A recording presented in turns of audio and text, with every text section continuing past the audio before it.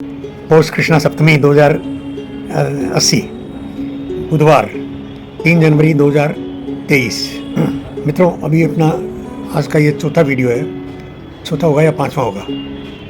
मैं निरंतर जो विज्ञान की प्रगति है और उस प्रगति का स्पेस में जो नया उद्घाटन हो रहा है उसकी चर्चा कर रहा था। भारतवर्ष पहला है स्पेस साइंस में जिसने सूर्य की गति को या सूर्य के प्रभाव को और जानने खोजने के लिए और शनियान और स्पेस में छोड़ा है। 6000 किलोमीटर दूर जाकर के वो अपनी एक कक्षा में स्थित हुआ है और अब चक्कर लगा रहा है और सूर्य के चारों तरफ और उसके अध्ययनों में। और मैं स्वयं चमत्कृत हूँ मित्रों, बार बार दोहराता हूँ इस बात को कि ब्लैक होल की मेकिंग, ब्लैक होल क्या है, इस रहस्य को भारतीय वैज्ञानिकों ने ऑलमोस्ट खोल ही दिया है। वो तारा छोटा होकर के और लुप्त होना, यही ब्लैक होल है। और ऐसे छोटे छोटे तारे आपस में एक दूसरे को आकर्षित करके घनीभूत एक पुंज बना करके और दिखाई नहीं देते और वो अंदर ही अंदर एक वजन बनाते हैं। तो ब्लैक होल का साइज भले ही ना कुछ हो, अमाप्य हो, अगणनीय हो अपनी सूक्ष्मता में, लेकिन उसका जो वजन है वो तो बेशुमार है। ब्लैक होल का वजन जो है वो अरबों खरबों सितारों के वजन से भी ज़्यादा है, क्योंकि कितने करोड़ों वर्षों से इस ब्लैक होल की रचना तो हो ही रही है। इस काल में कितने सितारे जो हैं वो टूट कर न्यूट्रॉन सितारा बनकर के घनीभूत हुए हैं। न्यूट्रॉन सितारा बनकर के घनीभूत हुए हैं इन लाखों वर्षों में। वो तो हम अनुमान ही लगा सकते हैं। हमको ये अनुमान लगाने से कोई नहीं रोकता। मानव की बुद्धि है, अनुमान गलत होगा तो भी कितना होगा। मित्रों, अब तक मैं देखता हूँ कि मानव के किए हुए मानवीय बुद्धि से निकली सारे अनुमान वो व्यवहार में प्रत्यक्ष में डले हैं, दिखाई देते हैं। ये अनुमान वैसे ही नहीं आ जाता, अस्तित्व में उसकी सत्ता मौजूद है। जिस वस्तु का भी अनुमान होता है उसकी सत्ता अस्तित्व में मौजूद है। वो सत्ता जो है, मौजूद सत्ता, वही उस अनुमान को प्रेरणा देती है उभरने के लिए, वही उस अनुमान की खुराक बनती है। मित्रों, ये अद्भुत रचना है। तो हम जितनी कल्पना ऊंची से ऊंची कर सकें वो करनी, मुझे अपने तौर पर तो लगता है कि मैं अपनी कल्पनाओं को ही और इन वीडियोस में और स्वयं से बात करते हुए, ये जानते हुए कि भाई मेरे वीडियोस जो है वो कोई नहीं देखता, रोचक नहीं है नहीं है तो नहीं है, पर मुझे जो दिखता है, जो मुझे साफ साफ लगता है, वो मैं अपने आप से तो कहने का अधिकारी हूँ और अपने आप सुन लेता हूँ। और 2-3 बार तो मेरे पास ये वीडियो वापस सुनने को मिलता ही है।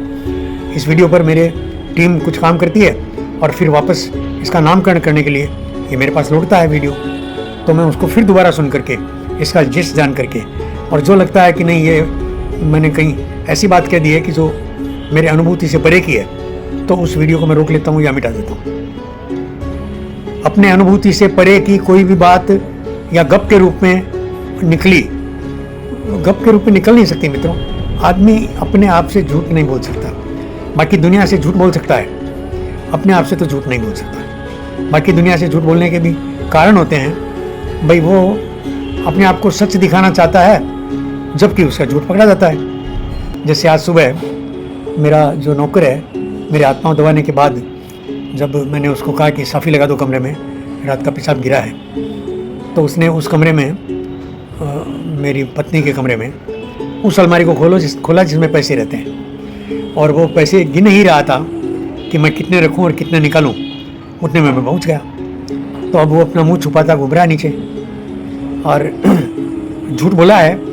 इसमें वो खुद भी समझ गया कि मेरा झूठ तो पकड़ा गया, तो अब मुंह छुपाता ऊपर भी नहीं आ रहा है, नीचे ही घूम रहा है। तो आदमी झूठ बोलता है अपना मुंह छुपाने के लिए, अपने दोस्त को छुपाने के लिए, जबकि उसको इस घर से भरपूर मिलता है। मेरा अनुमान है कि 12,000 रुपये और वो प्रतिमा पाता होगा। ये मैं अपने अनुमान से ही बता रहा हूँ।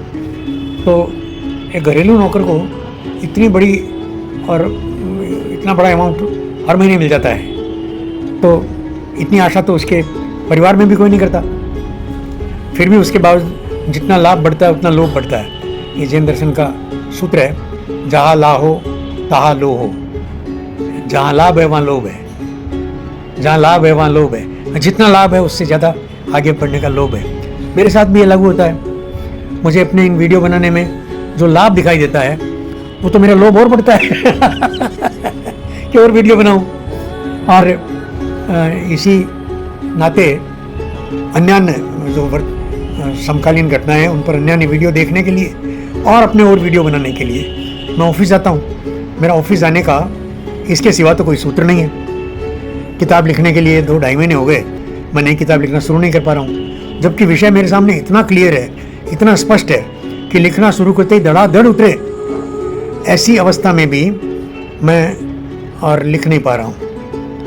तो अभी वीडियो बनते हैं, दूसरी वीडियो सुनता हूँ, लौटने का समय हो जाता है। 2-2.5 बजे बहू रानी बोल देती है कि भाई पापा अब चलेंगे।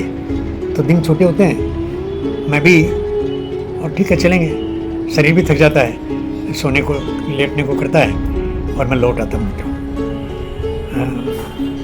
बस ये, और इतनी दिनचर्या में अपनी मैं खुश हूँ मित्रों, मैं खुश हूँ। मैं खुश हूँ कि मैं इतना कर पाता हूँ। मैं खुश हूँ कि इतना करने के लिए सारी सुविधाएं और मुझे मिली है। बस प्रणाम करता हूँ।